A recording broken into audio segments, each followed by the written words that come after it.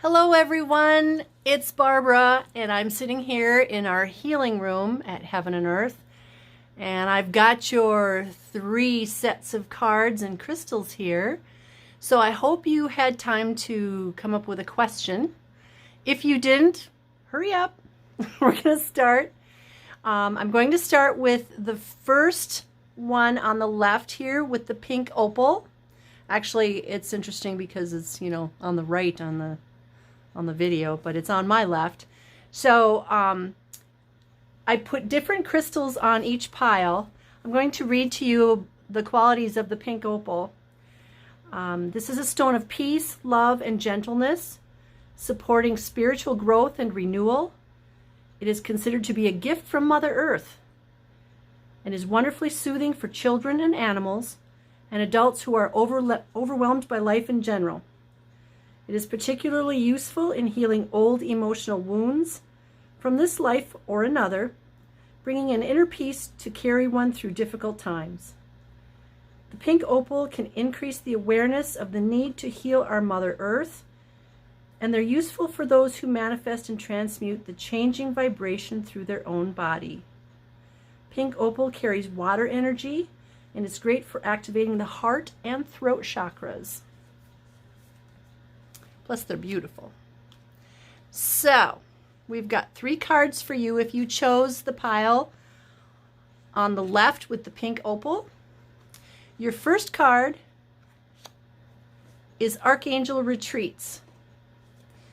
This is from the Ascension card deck by Diana Cooper, and I will put the information on the decks below the video. So let me read this for you. Archangel Retreats, it's card number 50. One of the most effective ways to accelerate your ascension is to visit Archangel Retreats during your sleep. It helps to know where the retreat is, but it is not essential. During the day, think and talk about the Archangel whom you wish to visit. Breathe in his or her energy to prepare you for your journey. When you are ready, ask to be taken to the retreat. Your Archangel will enfold you and help you with whatever you most need. Your guidance is to receive for yourself and ask for the light to help you serve the world. And there's an affirmation that goes with this. The affirmation is, I visit Archangel blank in my sleep tonight. You get to fill in the blank. So apparently you need Archangel assistance if you drew that card. The second card in that pile is the 5 of Fire, and this is from Doreen Virtue's Angel Tarot card deck. The 5 of Fire says competing goals, bothersome details, conflict with others. Now, fire in tarot is also the wands. This is all about having that big to-do list and feeling overwhelmed and not really knowing where to start. So maybe if you're feeling overwhelmed, and you already got that Archangel retreat card, maybe you need to ask for help. So if you're feeling overwhelmed and you've got a lot on your plate, we need to look at things, and we talk about priorities, but really it's just taking a small bite off of whatever's on our plate. We don't have to do all of it all at once. So if you just pare it down to 1 step today, 1 step tomorrow, and maybe there's things that can come off your list totally. And, ask for help. Now, interestingly enough, your third card, which is from the Spiritsong Tarot deck by Paulina, Cassidy, and I love this deck. The artwork to me is just beautiful. I don't know if you can see that. This is one of the major arcana cards, and it's the Shaman card. And it's a picture of this beautiful eagle. And the shaman or the eagle is all about divine wisdom or divine intervention. So you've got Archangel Retreats, asking for help if you're feeling overwhelmed. And now you've got this divine wisdom or divine intervention card. So to me, how it feels is if you are overwhelmed or if you have a lot on your plate, ask for that help. It doesn't have to be help from the 3D world. It can be help from above. Angels, archangels, ascended masters, people that have passed on that are your spirit guides. So ask them for help. I ask for help every single day. First thing in the morning, I'm doing my gratitude thing, my meditation, and then I say, thank you for helping me with whatever's going on today. I might need strength just in general. I might need help with, if I'm going to do a healing. I always ask for help from the divine with healings. So it's okay to ask for help. And you've got this powerful eagle shaman card on your side. So they're there. Just ask. All right. So if you chose the set with the pink opal, that is your reading for today. If you chose the middle set, has this beautiful fluorite. I love fluorite. The greens and the purples on this one are nice and deep. And let's read the card about fluorite. So you have that information. It's known as the genius stone. It can help increase concentration, help with decision making. It can absorb and neutralize negative vibrations or frequencies and makes one more receptive to the frequencies of other crystals. Fluorite may be used with other stones to increase the power of the other stones. It can be used as a meditation stone to help energize the body and raise the power of concentration. You can use it to help with ulcers or issues with a respiratory tract by stimulating cell regeneration in those areas. It can also fortify bones and improve arthritic and or joint ailments. So that is fluorite. And now let's look at your cards. So the first card from the Ascension card deck by Diana Cooper is the Sphinx. It's card number 20. And it says the Sphinx energy has always been on Earth and watches over us.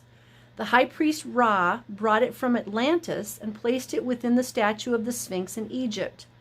You receive a charge of God force when you think about it, so relax and accept it now. The Sphinx contains the fifth dimensional records for Earth and the information within the crystal skulls. You are invited to visit the tunnel from the Sphinx to Hollow Earth, a portal of wisdom linked to the ascended aspect of Mars. From here, you can radiate peace and oneness throughout the universe. The affirmation that goes with this card is, I connect to the God force within the Sphinx. Your second card from the Angel Tarot deck is the Queen of Water.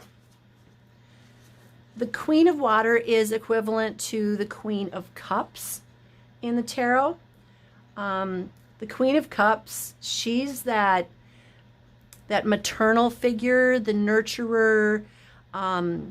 She's very wise. But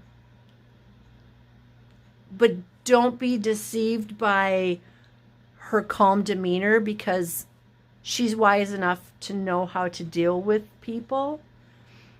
But she is very loving and caring. This is somebody who knows who they are and what they have. Your third card is the Queen of Crystals.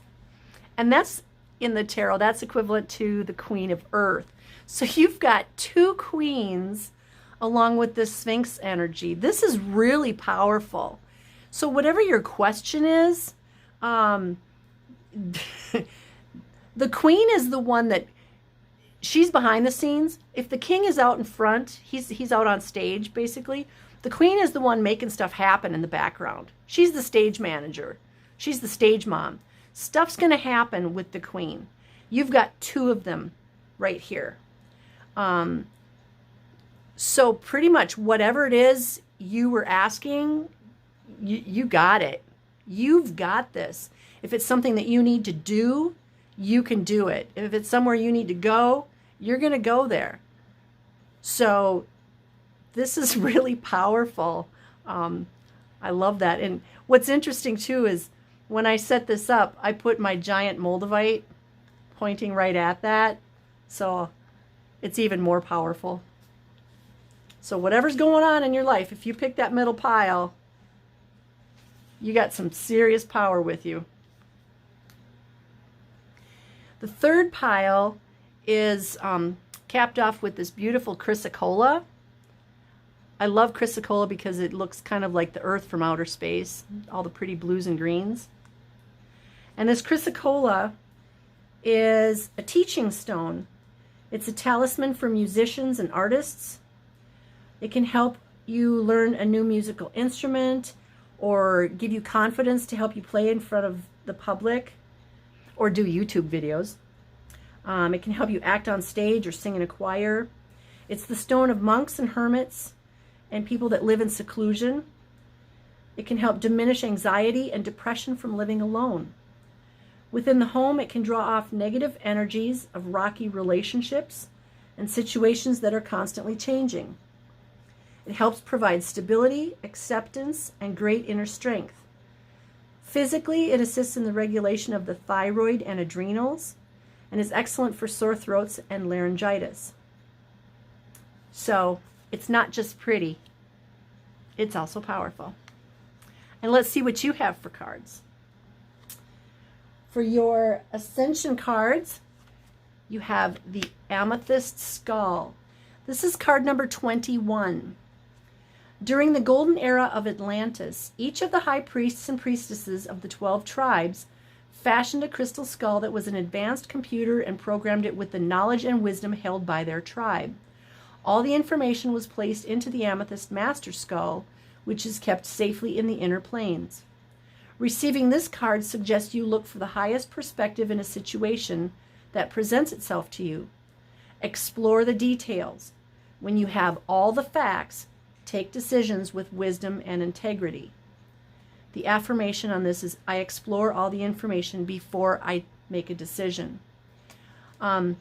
Interestingly, I go see Max the Crystal Skull every September. He travels around the country with Joanne Parks. He comes to Maple Grove in September. So if you're ever interested in spending a little bit of time with Max the Crystal Skull, I know they have a Facebook page for him. And I have the most amazing visions when I go there. He is wonderful. He's a clear quartz skull. So this is all about if you have a big decision in your life, make sure you are gathering all the facts and researching.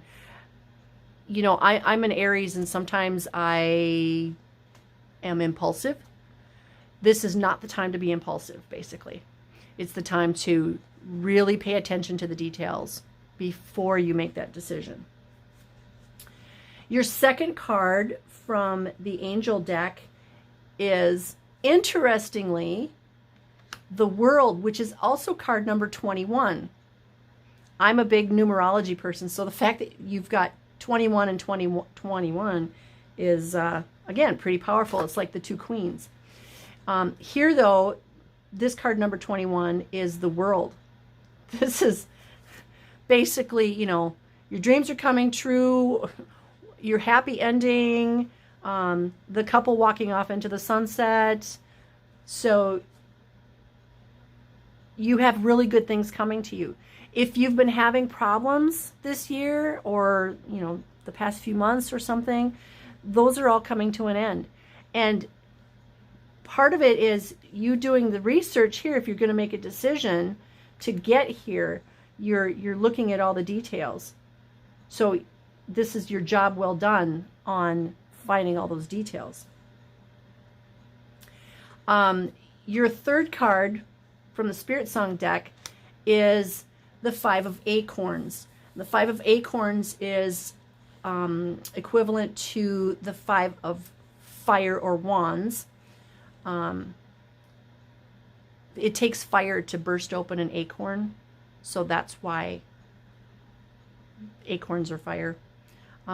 This is all about growing. And if you've had challenges in the past year, which I'm sure you all have, just like those other two cards that you just got, this is all about everything coming to fruition.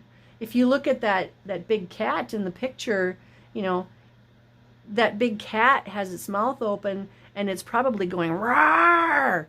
Almost like, okay, I've had enough. We're going to turn this around now. Let's change things.